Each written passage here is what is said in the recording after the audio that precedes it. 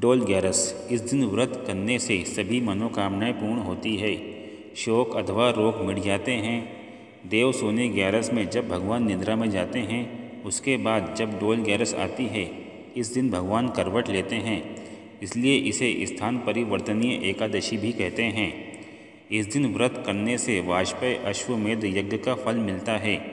जो मनुष्य भगवान विष्णु के वामन रूप की पूजा करता है, उससे तीनों लोग पूज्य होते हैं। डोल ग्यारस के दिन यह व्रत करने से मनुष्य को सुख सौभाग्य मिलता है। इस दिन माता यशोदा ने भगवान श्री कृष्ण के वस्त्र धोए थे, इसी कारण इस एकादशी को जल झूलनी एकादशी भी कहते हैं। डोल ग्यारस के दिन भगवान विष्णु के वामन अवतार की भी पूजा की जाती है, क्योंकि इस दिन राजा बलि से भगवान ने वामन रूप में उनका सर्वस्व दान में मांग लिया था। राजा बलि की ऐसी भक्ति से प्रसन्न होकर भगवान ने अपनी एक प्रतिमा राजा बलि को सौंप दी, इसी कारण इसे वामन एकादशी भी कहते हैं।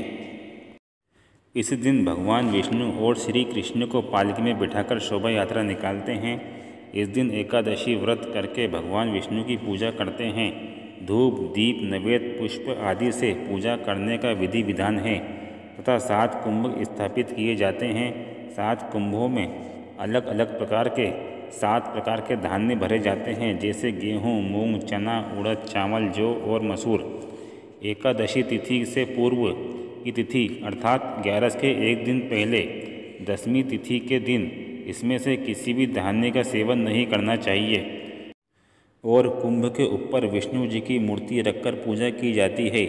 इस व्रत को करने के बाद रात जागरण कर विष्णु जी का पाठ करना चाहिए। यह व्रत दशमी तिथि से शुरू होकर द्वादशी तिथि तक जाता है, इसलिए इस व्रत की अवधि सामान्य व्रतों की तुलना कुछ लंबी होती है। एकादशी पूरे दिन व्रत करने के बाद अगले दिन द्वादशी तिथि के प्रातः काल में अन्न से भरा हुआ घड़ा ब्राह्मण को दान करना चाहिए। राजस्थान में जल झूलनी एकादशी को डोल ग्यारस भी कहा जाता है।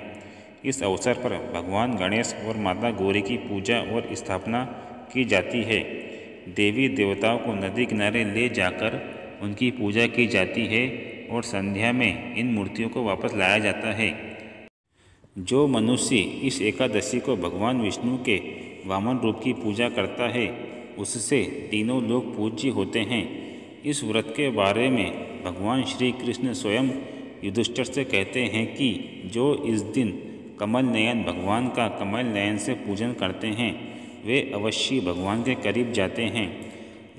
जिसने भाद्रपद शुक्ल पक्ष की एकादशी को व्रत और पूजन किया है, उसने ब्रह्मा विष्णु सहित तीनों लोगों का पूजन करने का फल प्राप्त कर लिया है।